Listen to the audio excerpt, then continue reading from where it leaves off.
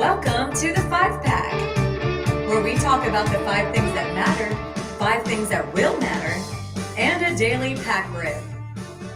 Here is your host, Kyle Elfrink. It is indeed the place to be right here on Bettor Sports Network. Kyle Elfrink with you on the 5-Pack. If you are looking for the latest that you need to know about, if you are looking for the latest that you're going to want to know about, and if you'd like to relive some old baseball players, you are here. For the next hour, we will be doing all of that right here on the 5-Pack. I want to thank our producer, Heather Klein, for helping us out. We have arrived at Friday. Congratulations to everybody. And happy birthday to everybody. What is it, May 19th? I did see today some of you may be celebrating Malcolm X's birthday. It's actually Malcolm X Day, by the way. You also could be celebrating Marshmallow's birthday. If you don't know who Marshmallow is, you're probably over the age of 25. If you don't know who that is. He's an EDM artist, by the way. I don't know who he is either. I just know he wears a giant, puffy marshmallow on his head. Good thing he's named Marshmallow. You'd hate to be named like Steak and you have a marshmallow on your head. But even he has a birthday. We will be running through the 5 things that matter, the 5 things that will matter, and we will be opening up a baseball card pack. We have been celebrating, like all things, 1989 to 91 this week. Today, we will close down the pack rips this week with 1991 Fleer Baseball. As we have mentioned before, this is the very difficult, actually, to get perfectly graded cards from this set, especially when somebody holds up a pack and dents it like this. It's very difficult to get PSA 10s. Part of it is because these things have so much yellow on the border that any nick, any indention kills the PSA grade. It also doesn't help that really nothing is worth money from 1991 Phil. But we're going to have fun. We'll probably see players we haven't even thought of in 25 years. We'll do that at the end of the show. As always, though, we begin with our 5 things that do matter. And speaking of 5, we almost had an NHL playoff game last night that went into a 5th overtime. But we didn't get there. We almost got there. Instead, we had 4 overtimes between Florida and Carolina. Eventually, Florida got a 3-2 victory with about 12 seconds to go in the 4th overtime. This ended up being, in game 1 of the series, the 6th longest NHL game on record. Let's take a look at some of the highlights, and I will add that we don't get to the payoff highlight till the end, but you will see there were at least a couple of moments in the 1st, 2nd, 3rd, and even in the 4th OT where this game could have ended. Drury can't clear. Held in by White. White once again. Eric Stahl with the puck. Long-time Hurricane blocked off in front. And then it's up by Lundberg. He scores!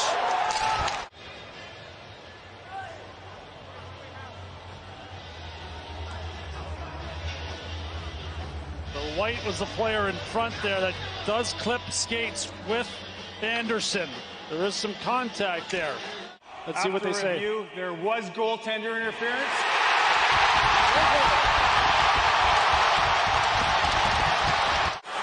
Aho, back out for Burns. Tied at 2 in overtime.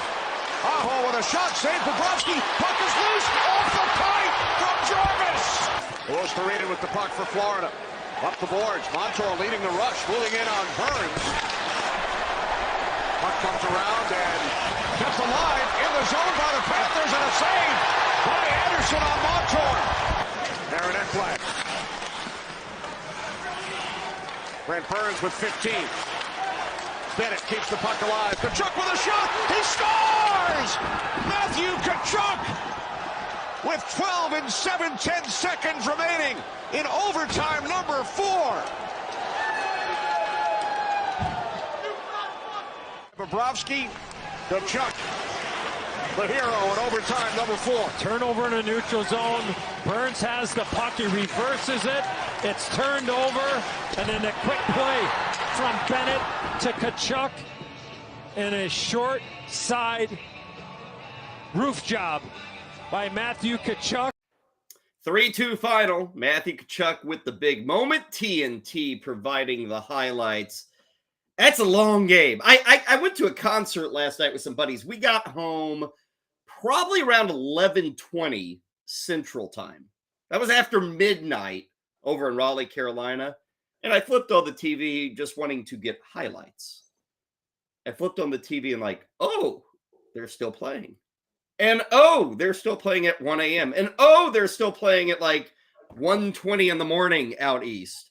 It reminded me of way back in the day, probably 23, 24 years ago, when me and a roommate in college sat down to watch the Pittsburgh Penguins against the Philadelphia Flyers, some spring OT action. We bought a 30-pack of Coors Light, not just for that night. Although it ended up being just for that night. It was like a 6 overtime game. And to this day, like he texted me last night. He's like, oh God, watching this Hurricanes-Panthers game reminds me of the pain of you and I sitting on the couch and watching the Flyers and the Penguins. And somehow managing to drink almost 30 Coors Light. Oh, felt bad. I was hungover this morning just thinking about that moment all those decades ago. Huge win for Florida. By the way, the Panthers, how hot are they? Like, we're seeing what the Heat are doing in the NBA playoffs. Don't forget about their South Florida brethren, the Panthers. The Panthers are an 8 seed last night. They have won 7 consecutive games on the road. They have won 5 consecutive OT games in just this postseason. Last night, Brandon Montour, who almost had that goal, I think it was in the third OT, where he was just sitting all alone in front of the net. Brandon Montour played 57 minutes and 27 seconds last night. To put that in perspective, a regulation NHL game is only 60 minutes. It's as if he took one shift off in a single 3-period game. 57-27. I think that is the 6th highest total ever, or 10th. Check that. 10th highest total ever for minutes played in a game. Sergei Bobrovsky, we talked about him yesterday here on the show. We said, hey, Bobrovsky, we're going to get the good one or the bad one. Last night, definitely the good one. 63 saves in that Game 1 winner. Not much rest for the weary. Tomorrow night, Game 2, 8 o'clock, TNT will have it. Carolina is the favorite for Game 2, minus 145. Florida's at plus 125. But for the series, and remember, this was about 50-50 going into the series. With the win last night, Florida is, I don't want to say a heavy favorite, but getting that win on the road critical. They are now minus 165 to win this series against Carolina, and the Hurricanes are at plus 140. Let us move to item number 2 that matters on this Friday. And of course, you might have guessed, we go from the NHL playoffs to the NBA playoffs. And we're talking about Game 2 between the Lakers and the Nuggets. Game 1 was owned by Nikola Jokic. Had a massive triple-double, over 30 points, over 20 rebounds, over 10 assists. Well, last night he did it again. Nikola had his 4th triple-double in a row. Now, it was not to the level of what we saw in Game 1. In Game 2, 23 points, 17 rebounds, and 13 assists. It's still a triple-double, but not like epic. He's got 4 straight triple-doubles. He is now 3rd all-time in NBA playoff history for the number of postseason triple-doubles. Nuggets win it 108-103. And yes, Nikola Jokic, huge. You know who else was huge for the Nuggets? Jamal Murray, who went off in the 4th quarter last night. Ball throughout the playoffs as Jokic falls to the floor. He got in a collision with Schroeder. Murray leans in, double clutch, he got it.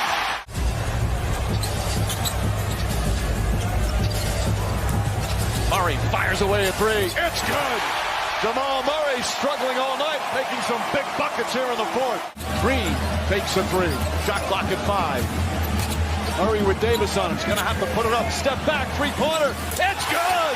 Jamal Murray from way downtown. And Denver goes up 4. Murray already 8 points here in the fourth quarter. Finds Jokic. Back to Murray. Shot clock winding down. Puts up a three. Bang! Jamal Murray once again from downtown. You see no shooter, so Hachimura now has the responsibility of defending Jamal Murray. Jokic back to Murray. Another three-pointer. It's good!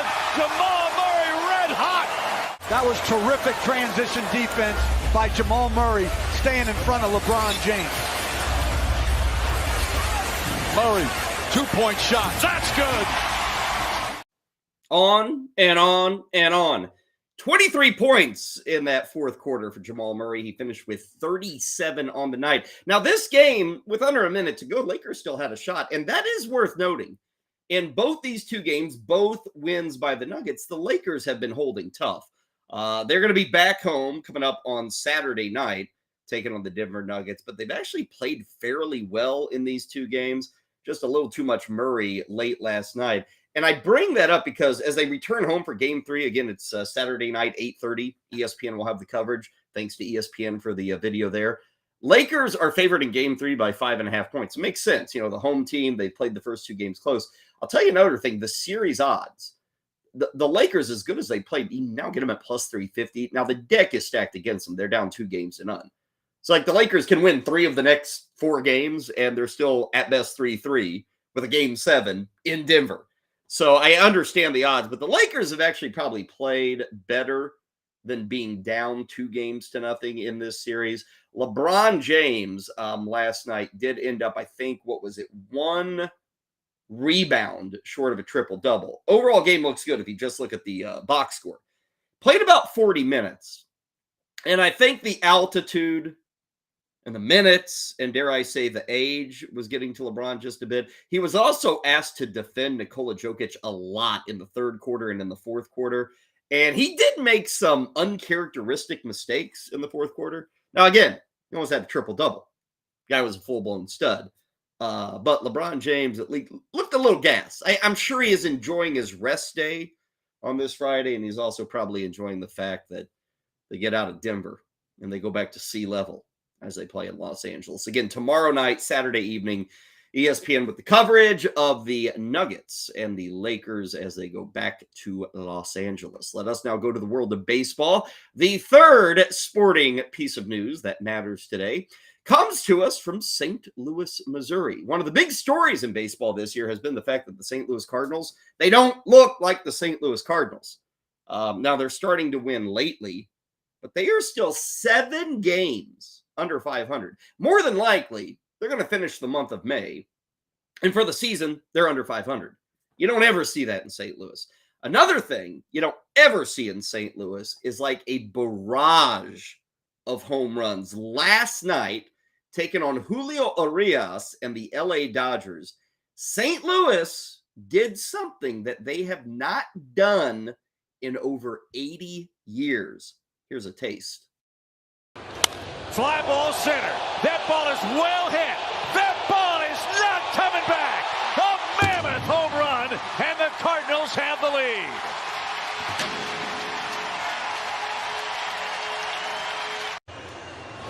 Swing, fly ball hit high in the air toward left. At the track, at the wall. That one's gone. Look at Yepes.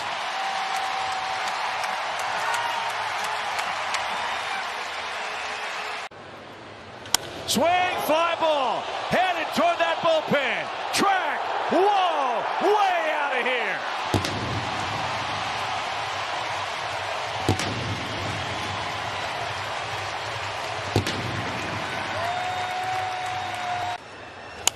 Fly ball, right center.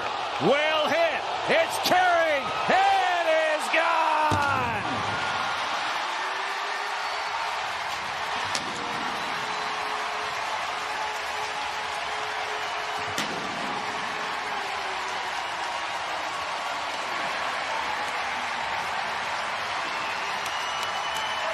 Two 3-run homers for Contreras. Your Budweiser play of the game. This slider that catches the middle of the plate.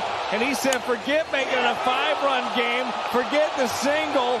I got the home run opposite field, showing off the power. Suddenly good times for Wilson Contreras. Had a couple of home runs yesterday. Had 6 RBIs.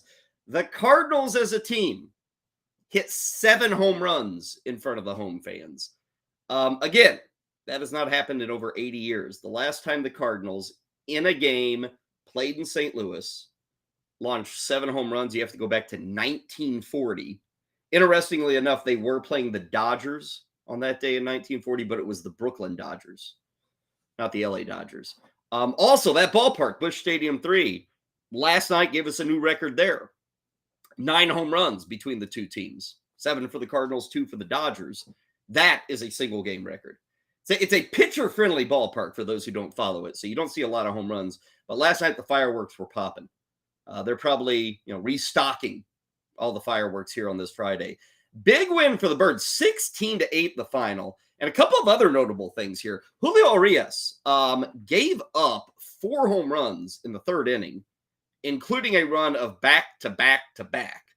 Julio Urias, who almost won the Cy Young last season, has now allowed 14 home runs this season. That is the worst total in all of Major League Baseball. So he hasn't looked too good. Cardinals, they are playing much better. 9 wins in their last 11. Now, again, they're still 7 games under 500, but they're only 6 games back in the NL Central. So they're playing badly. But hey, when you ain't chasing the Tampa Bay Rays, you still got a chance, and the Cardinals still have a chance. Tonight, they're going to get going at 8:15. It'll be game 2 of the 4-game set with the Dodgers. Tony Gonsolin is taking on Steven Matz in that one. Let's go to our 4th item that matters on this Friday. And dare I do it again? Kyle, you can't do it. Yes, I can do it again. I absolutely can do it again. When a soccer team in the United States currently is going to cost you $500 million just to join the league, I can talk about it. Yesterday, Major League Soccer, MLS, announced that San Diego, California, will be the home of team number 30 in the MLS. They are going through like crazy expansion in the last 5 years. I mentioned the price tag, $500 million. Now, if baseball or if the NFL expanded, the franchise fee would be like $5-6 billion. It'd be crazy. In baseball, it'd be like $2 billion. It'd just be silly money. It's pretty silly in MLS. Think about this. I looked it up 8 years ago, kind of at the forefront of MLS expanding. 8 years ago, the expansion fee was $70 million. Yesterday in San Diego, $500 million. If you go back to the start of MLS, which was 1996, and the original members showed up. I think it was like Columbus and Kansas City, New York, LA. An original team back in 1996 with the MLS cost you $5 million. Yesterday, we're at $500 million. And what's crazy about this is, I said, hey, this is team number 30. Heather, flash up the emblems, because I'm guessing a lot of people are scratching their heads saying, wait a second, there's 29 Major League Soccer teams. Yes, and there they are. St. Louis City down there at the bottom, my neck of the woods, they're brand new this year. A couple other brand new ones this year. I think Austin maybe is brand new, or Minneapolis, or I don't know. 29 teams. Now listen to this. Last season we had 28 teams in the MLS. Remember, we're getting ready for 30 now. Last season, 19 of the 28 MLS teams failed to make money. They lost money. LAFC had the highest operating income. They were at $8 million that they made in operating income. Now, it's hugely successful. Like I said, I'm in St. Louis and every single game sold out. The atmosphere is spectacular. I'm a soccer fan. I'm not really an MLS fan, but I'm a soccer fan. It's fun. It's exciting. Kudos to the MLS. They have done something that back in 1996 looked like a waste of time. And here they are, 25, 26, 27 years later. And to join the league, it costs $500 million. But you start to think about, my God, like 3/4 of the teams aren't even making money. And it costs $500 million to join this league. Kind of nutso. Kind of crazy. And we talked about this yesterday with the ACC. and like this hunt for revenue. That's a big thing going on with the ACC and keeping members. And right now, the Atlantic Coastal Conference is locked into this giant deal with ESPN all the way through 2036. They can't make any more money. Everybody else is making money because the rights fees are going.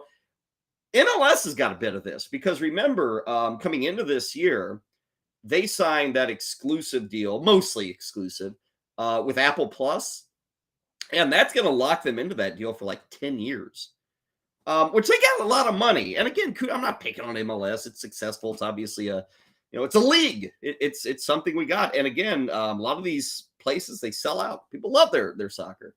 But you start to think about, okay, money, making money. In the 25th year of this league, a lot of teams are still losing money.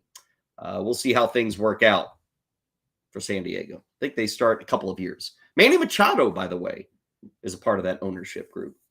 Let's move to our fifth and final item from yesterday. If you were tuning in right after we signed off here on the 5-pack, right after us, we had the Best Ball BSN Invitational, a big best ball draft. Andrew Cooper, Brent Flynn, they hosted it, did a great job. You can find it online. You can head over to our YouTube page, go to bettersports.com as well. So it was a good rundown best ball draft. And best ball is a little different, of course, than other fantasy drafts. But when you're sitting in the months of April and May, it's kind of smarter to do the best ball stuff. And it's actually gotten very popular. And for those who aren't familiar with it, quite simply, a best ball draft is not going to really alter the order of players drafted, but it is a draft it and forget it setup. In effect, you draft your guys yesterday. You draft them whenever you want. You draft those guys. You don't ever have to set a lineup, ever. Because in best ball leagues, they just say, okay, who was your best quarterback this week? Okay, you get his points. Who was your best running back this week? Okay, you get those points. So there's no lineup setting here. And people do dozens of these leagues. And you can play for money in best ball. And again, you can draft now. You can draft in June, July, whenever you want. But especially at this early juncture, you get a lot of best ball drafts. So we did one yesterday here on BSN. And Andrew and Britt talked a bit about Dalvin Cook. Dalvin Cook, running back with the Vikings, went in the 6th round. Now, he was the 21st running back off the board, which for the last 3 years, Dalvin Cook's kind of been considered a top 10 running back. There's a couple of things going on here. Age, and that's kind of weird to say when a guy's like 26, but age is a factor. There are rumors that Dalvin Cook could still be on the move at some point this offseason. And the third factor that kind of goes part and parcel with the age is that Dalvin Cook continues to miss games. Yes, he is the proverbial stud running back. When he plays, he's great. But we're not getting enough games from Dalvin Cook.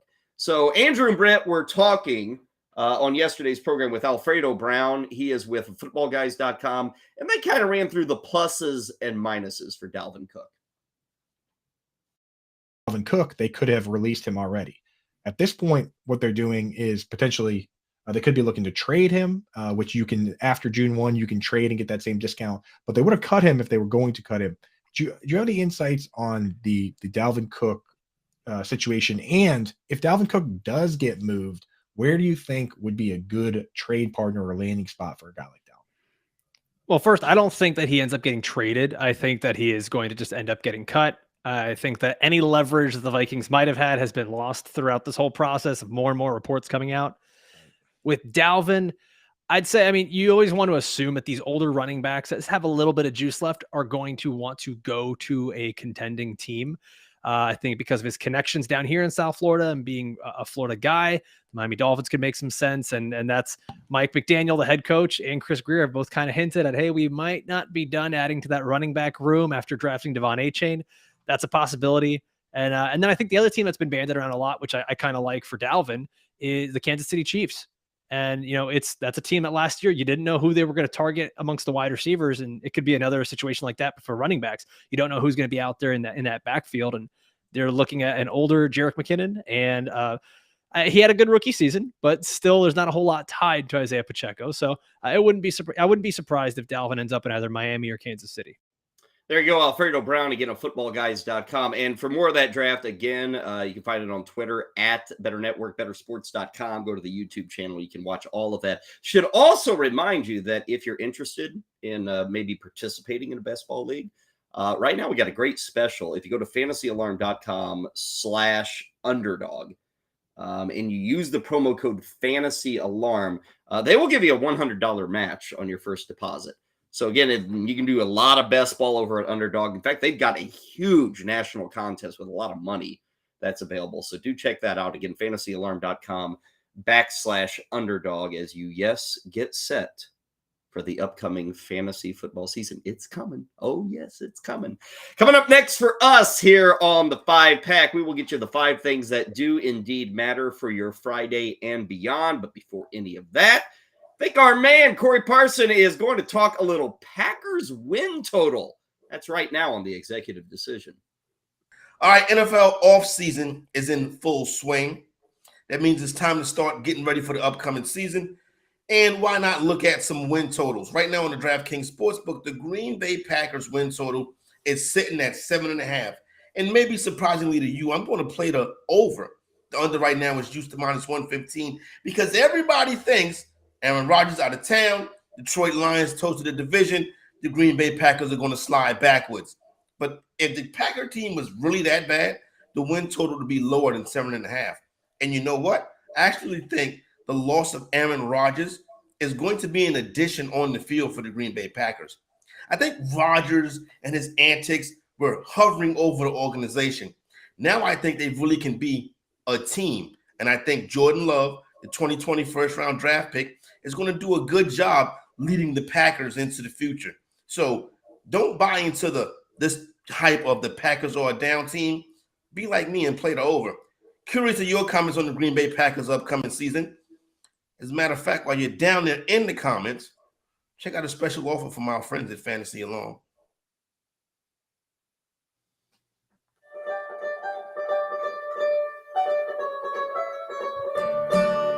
Welcome back to the 5-Pack. Next up, the 5 things that will matter. Here's Kyle Elfrink.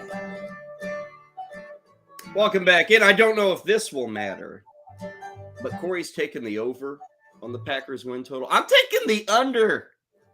I'm going to buy the anti-hype on the under with the Green Bay Packers. That's where I land for this upcoming year. But hey, different strokes and different opinions for different folks. That's what we do here on the Bettor Sports Network. As you get rip-roaring ready for Fantasy Football 2023, I want to invite you to go to fantasyalarm.com right now. You can get the next 6 months for half off. And it's full access, man. It's season long. It's DFS. It's what they got, 9-10 sports that they cover there. All you need to do is go to fantasyalarm.com and use the promo code ALARM50. Alarm 50, 60% off or 50% off for the next 6 months over at Fantasy Alarm. Okay, let's get to our 5 sports items that will matter as we go into tonight and even the weekend. We start with basketball, but we are not starting in Boston. No, I'm not talking about game 2 of the Celtics and the Heat. That is going on tonight, by the way. Instead, I'll talk about something else that's taking place late tonight. It's almost into Saturday morning. Out in L.A., 11 o'clock Eastern tonight, you can watch the game on ESPN. The WNBA will tip off their season. And tonight in L.A., Brittney Griner, who you might recall, would she spend 10 months in a Russian prison for like having, what is a few flakes of weed? 10 months. Well, Brittney Griner is back. Brittney Griner, hash oil, not flakes of weed. Come on, Kyle. Hash oil. That's what the cool kids do. Well, anyway, Brittney Griner was thrown in a Russian prison for 10 months. It really became an international story. She's one of the best players in the WNBA. It would be akin to like Kevin Durant spending 10 months in a Russian. You think Kevin Durant would have ever spent 10 months in a Russian prison? No. Maybe 10 hours. I don't know about 10 months. Anyway, great news. Brittney Griner is back tonight. She is with the Phoenix Mercury.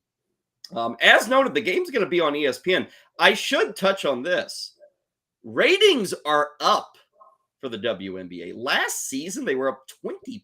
I think they had their highest rated season in terms of TV viewership since like 2008. So maybe things are picking up in the WNBA. This Griner story is a big one.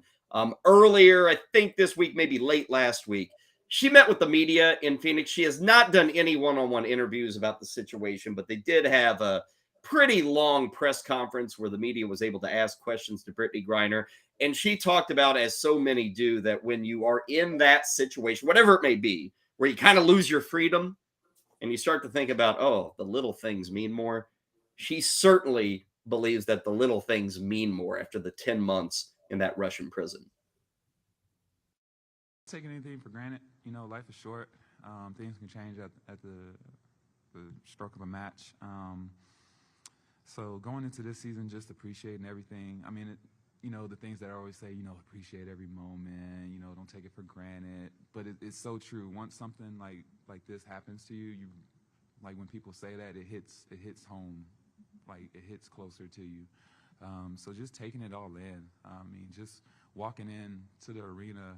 One day I had a workout here, and they had, mercury all around and everything, and it was just such a surreal moment. No one was in there. I was first one to walk on the court, and it hit me hard, So just looking forward to all those moments, just walking in on the first home game, the grind, the sweat, the blood, hopefully not too much blood because that means injuries, so hopefully not too much of that. But just taking all that in, I missed it. Like I would have rather been doing a 2-a-days, Coach, don't get any ideas. But I would have rather been in a 2-a-day dying, and than to be where I was. So just looking forward to being back to that.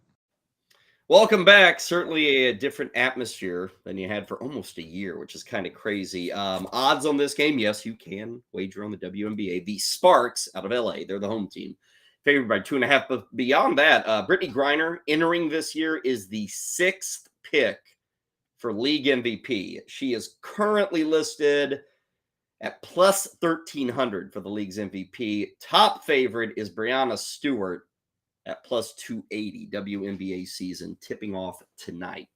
Let's go back to baseball for our second item that will matter. And it's great to have Brittney Griner back in our lives. It's also great if you're a baseball fan under totally different circumstances to have Jose Altuve back in our lives. It does appear that tonight the diminutive Houston Astros second baseman will make his season debut. You might recall in March, he was in that World Baseball Classic and suffered a broken thumb. Well, he's back tonight. He's about 2 to 4 weeks ahead of schedule. When the injury originally happened in March, they were kind of thinking that Altuve would be back in the batting cage at about this point, and that then he'd go through a week of that, then maybe do another week and a half of rehab. Nah, he's back before June 1. So for anybody who took a shot on Jose Altuve, and drafted him and got a discount, you're getting him back early, just like Bryce Harper. Got him back early. We're getting Altuve back early. Tonight, the Astros are taking on Oakland. Couple of things with this. First, a shout out to Mauricio Dubon. It's great to have Altuve back and everybody's happy, but Mauricio Dubon has been holding down the fort in Altuve's absence. If you're to look at the Houston Astros and say, okay, defending world champion Houston Astros, who's your leading hitter? It's not Yordan Alvarez. It's not Alex Bregman. It's not Kyle Tucker. Mauricio Dubon leads the Astros in hits, leads them in batting average. I think he's second in WAR. Defensive metrics have loved his work at second base. And according to a lot of them, he's a top 5 defensive second baseman. Now, he's not going to steal a job from Altuve. We know that. Altuve is going to be leading off immediately tonight. But Dubon played quite well, and he now becomes a super utility guy for the Houston Astros. As a team, they are playing better. They get Altuve back tonight. That is key. One thing to keep in mind, and I looked at this today just to make sure my memory was correct. Jose Abreu, who's in his first year with the Astros, he is still looking for his first slow trot around the base pass. We are up to 175 plate appearances. And Jose Abreu entering this year he's averaging like 26, 27 home runs a year. He's got 0 right now. 175 plate appearances. Been a rough start for him. Tonight, if you were to predict a home run for Abreu, his first as an Astro, you can get that number at DraftKings at plus 450. Altuve, who is taking his first in-game cuts in 2 months, he's plus 360 for a home run. So that's how far Abreu's fallen. Plus 450 for him to go yard. Altuve has got some pop too. But again, it's his first game back. Plus 360.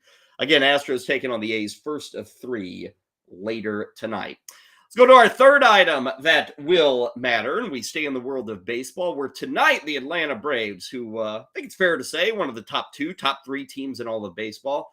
Tonight, the Braves, who are a fairly scary offense. I mean, let's look at the rankings here. They are one of 5 teams in baseball averaging more than 5.2 runs per game. They are tied for the most home runs in the National League.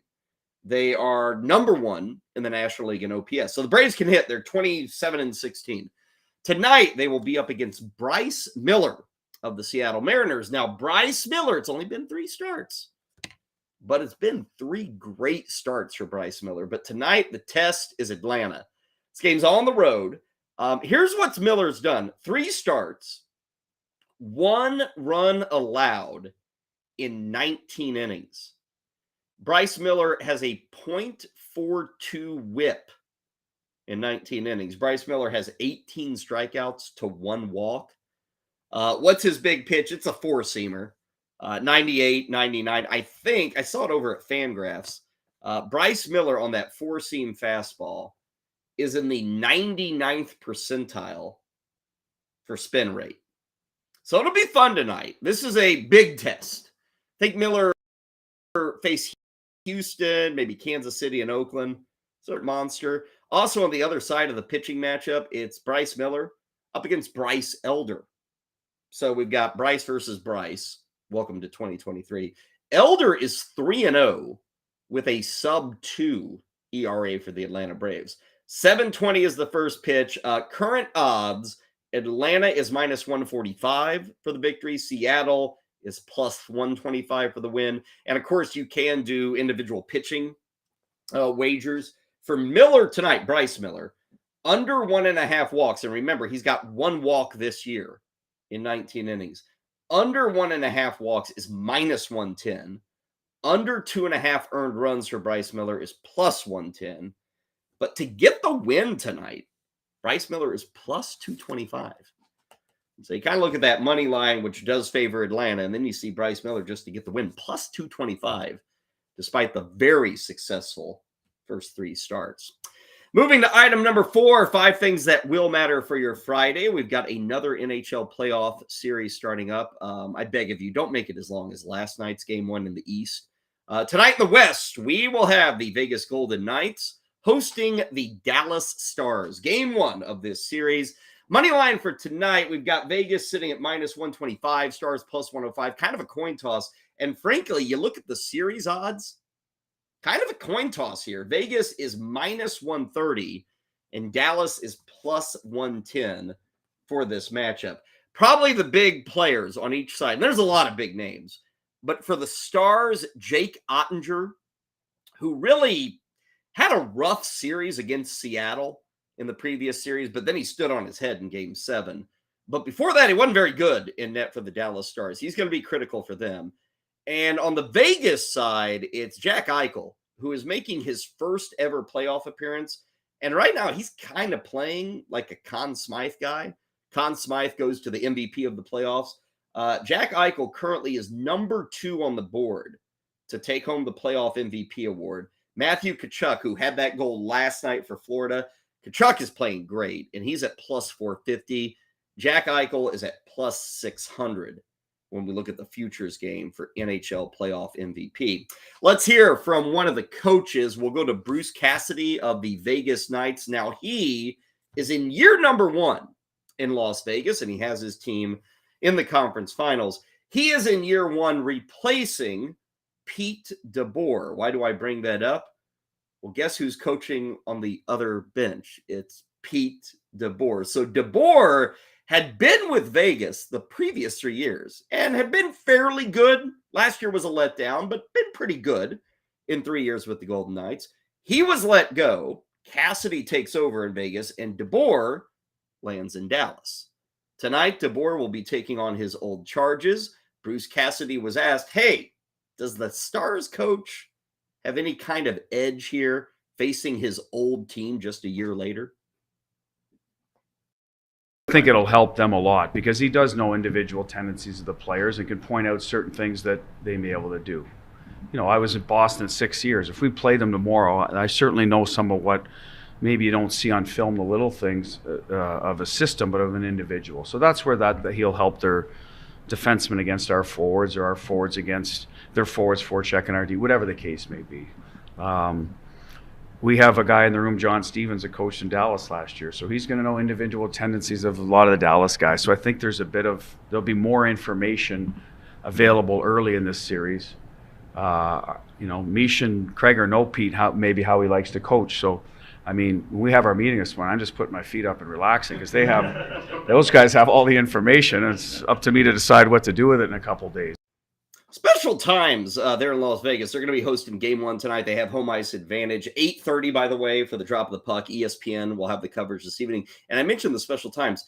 6 years, I think this franchise has been going. This is their 4th conference championship that they've already made. So major success there for the Golden Knights. And I will admit that first year, that second year, whenever it was that they made the Stanley Cup Finals, everybody who looked at how that team was built, they said, well, this is great and all. This is a surprising expansion team making the Stanley Cup Finals. Wow, that's crazy.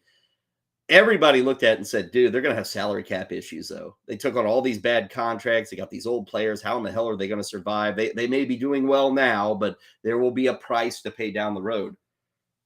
There really hasn't been one. And full kudos to everybody there in the front office with the Golden Knights, including me.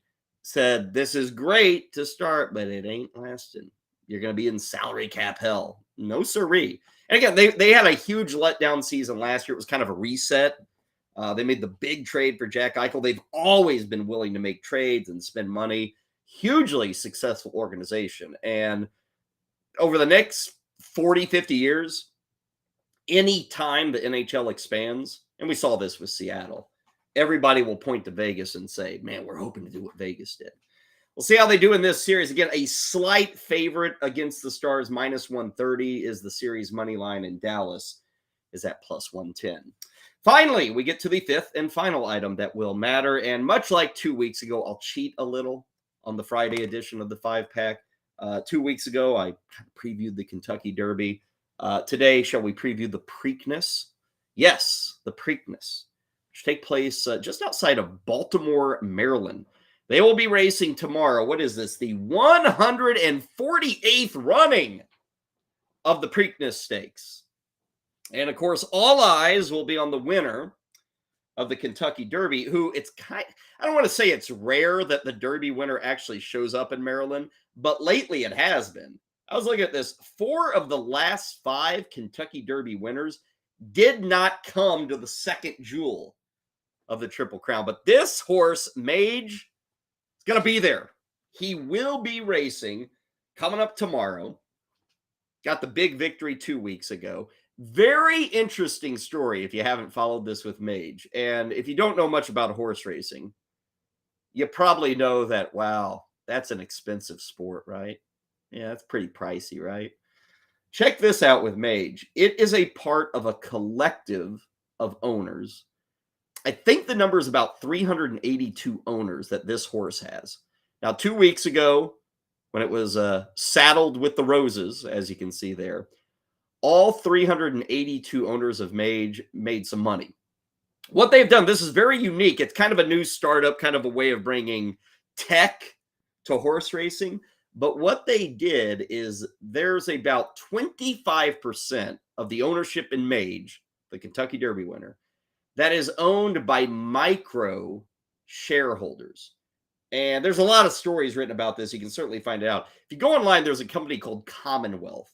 And what they have created is the ability, and it's not just horses, they do other sports too, but Commonwealth has created this ability to spend like $50 and you get a share of the horse. And so there are 382 owners, and they believe that last 2 weeks ago with that Derby win.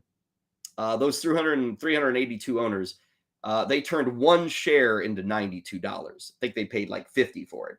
So one share, you almost doubled your money on that share. And I might add that the real money with these horses is not winning races.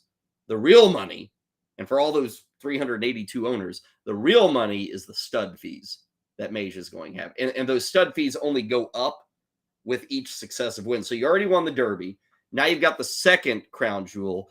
They will get racing just after 7 o'clock tomorrow night. Here are the odds for the race. And you can see Mage there starting in the 3 gate. Heavy favorite. Now there's a couple of horses there. Chase the Chaos, 50-1. Coffee with Chris, 20-1. And Perform at 15-1. I bring up all 3 of those because this is a pretty wild stat. In 147 years of racing at Pimlico, only, let me get this right, 4 horses have won the Preakness with odds that were worse than 15-1. So you've got 3 long shots here, and they're not just long shots in this race, they're long shots against history here. Chase the Chaos, Coffee with Chris, and Perform. They are all 15-1 or worse, and only 4 horses in the history of this event have ever won with odds like that. Again, Mage 8-5. Your second betting favorite is First Mission, although I believe First Mission was scratched this morning. So now we're looking at a 7-horse field. National Treasure is going to be up there. Blazing Sevens is going to be up there. But this is setting up pretty well for Mage because First Mission was scratched this morning. He is not going to be racing in Pimlico. And we'll see. We still got to get through another night. There may be more scratches. But right now, Mage, a heavy favorite. And I would suspect the odds are swinging even more in his favor. And if he wins the second one, then we get all excited for 3 weeks from now with the race at Belmont in Elmont, New York. There you go. Those are the 5 things that will matter for today, for tonight, for the weekend. Take a break here. When we come back, it is time to rip open a pack of 1991 Fleer Baseball. We do that next, right here on the Bettor Sports Network. Hey, it's Rick Hamla for Bettor Sports Network. Will Jason Tatum and the Celtics bounce back tonight in Game 2?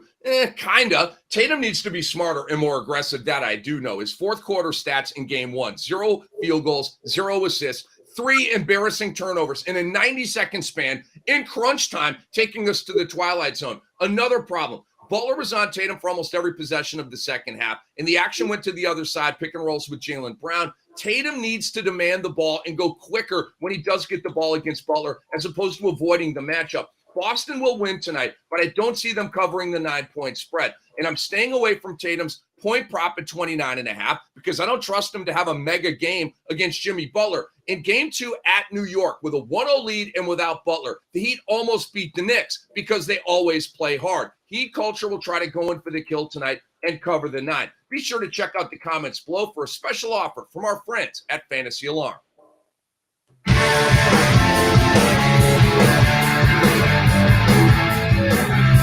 Time now for the Daily Pack Rip on the 5-Pack with Kyle Elfrink.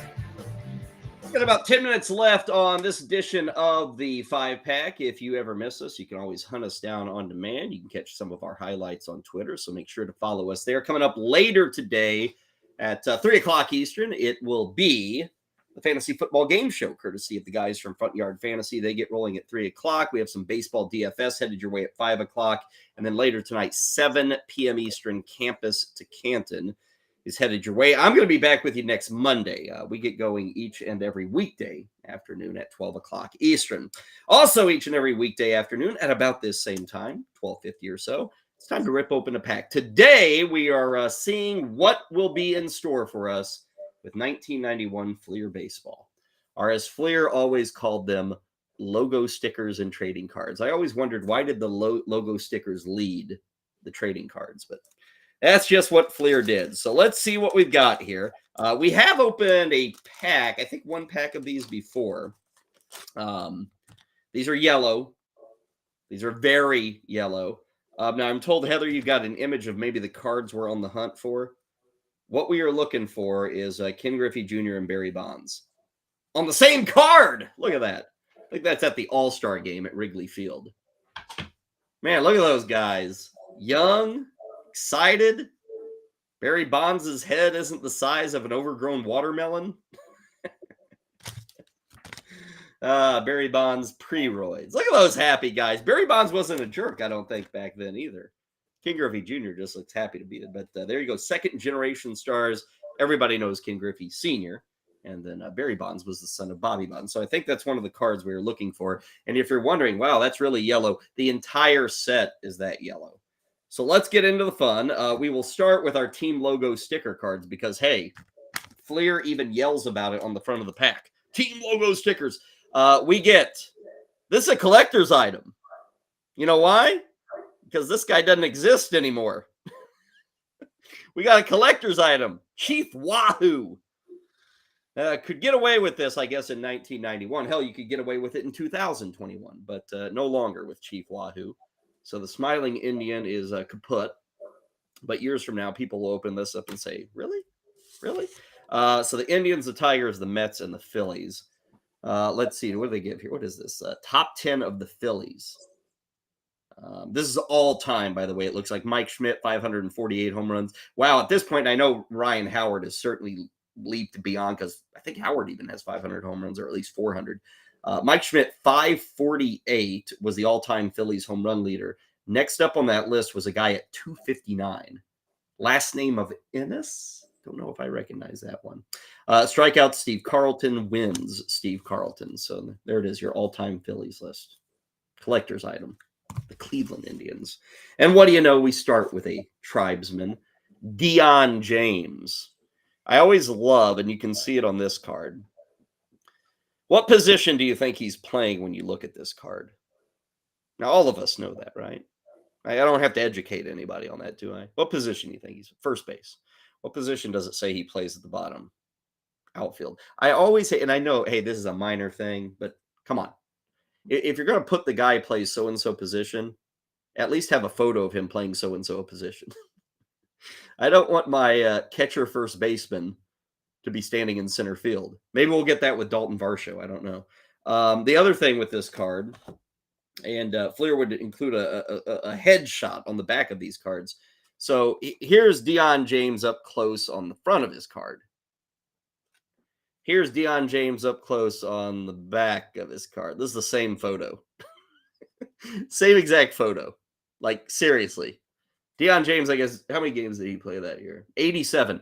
Yeah, the photographers had 87 moments to get Deion James' photo, but they said, you know what? Take one photo of Deion James, and I want you to use it for the front and the back. That's what they thought of you in 1991, Deion James. Here is a very happy middle reliever, Mike Perez, Old Busch Stadium. I got to see if I recognize. Wonder who that is in the background. I always wonder. Now, that's a legitimate, like, I don't know how well you can see that, but there's a young lady in the background. Got her power suit on, it does appear. Wonder who that young lady is that's sitting in the background. This is, I know it's the Old Busch Stadium. You can see the red seats. It's right before a game. There's actually people sitting in the stands. But there you go, 1991 Fleer. Mike Perez, nothing but a middle infielder. Here is Joey Cora, not Alex Cora. There is relation between Joey and Alex. I don't know exactly what it is.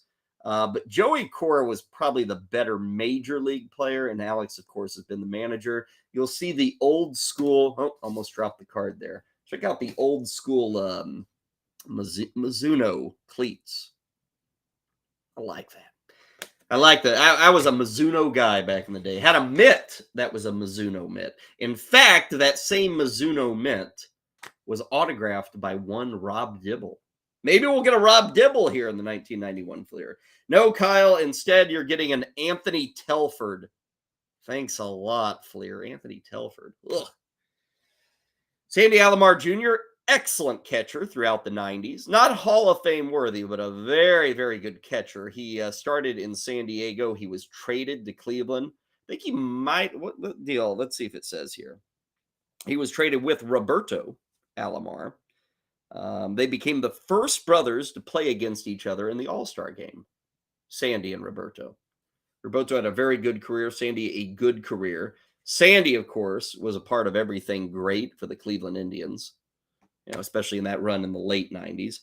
Here is a man that we have seen probably on 3 or 4 different occasions here on our pack rip, Rafael Palmeiro, who I don't hate it because it is what it is, but you can't get a card of Rafael Palmeiro without thinking of him sitting in a Senate chamber, pointing his finger at like U.S. congressmen and saying, "I did not do steroids." And then like 6 months later, he was busted for steroids. Whatever. Carlos Hernandez. I do not know a thing about Carlos Hernandez, and neither does Fleer.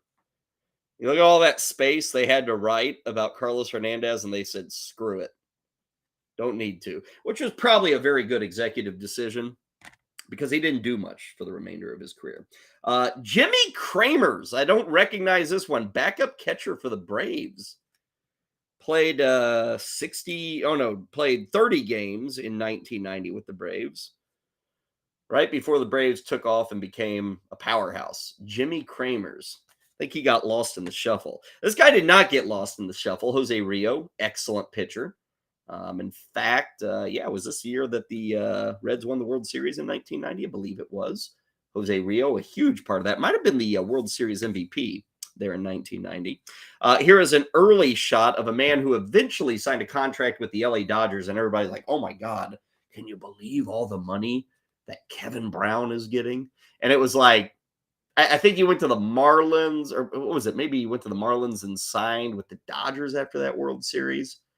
Around 97 or so, Kevin Brown got all this money. And I want to say like, maybe it was like 12 million a season. I don't know, something like that. And now, of course, we have guys making 40 million a season. So Kevin Brown, not that overpaid, even though it was 25 years ago. Nick Asaski, who we've mentioned before around these parts. Asaski, unfortunately, ran into some dizzy spells, I do think. And so his career kind of faded. Pretty good player in the late 80s, and then had the vertigo and stuff like that, so it kind of screwed things up. Kevin Wickander, another Cleveland Indian, another lefty middle reliever. Every time I open these packs and I get, a Kevin Wickander or an Anthony Telford, I think to myself, in 1991, these guys all got cards. I mean, we were making 700 card sets. So like middle relievers who through 35 innings, they got cards. I wonder nowadays, these guys don't get cards, do they? Like Luis Aquino doesn't get a card, does he? I don't know. Maybe he does. One more card to go, and I got to say, this will be to me. But back around this era, maybe this is 1991, and I would say maybe more from 93 to 97. I went through a heavy, heavy phase of Stratomatic baseball. Crazy phase, me and my buddies. Stratomatic throughout the summer. And one of my good friends, Carson, at the time, he would own the White Sox. He always had the White Sox. And when he would make a pitching change, he would bring in this player, which I'm going to show you. And we would give this guy a nickname, and we would say that he would, back in the day, people would ride in on like golf carts.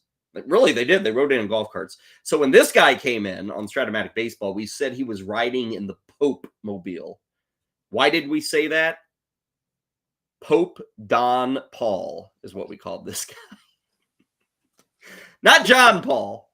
We'd call him the Pope. Pope Don Paul. And we'd always envision that Don Paul was coming into our Stratomatic game riding in the Pope Mobile, waving to everybody. And then he'd proceed to give up like 3 runs in the 7th. There it is, 1991 Fleer baseball. Not a very exciting pack of cards. I hate to remind you, I got more of these starting next week. We'll see you on Monday with more of the 5-pack, 12 Eastern, right here on the Bettor Sports Network.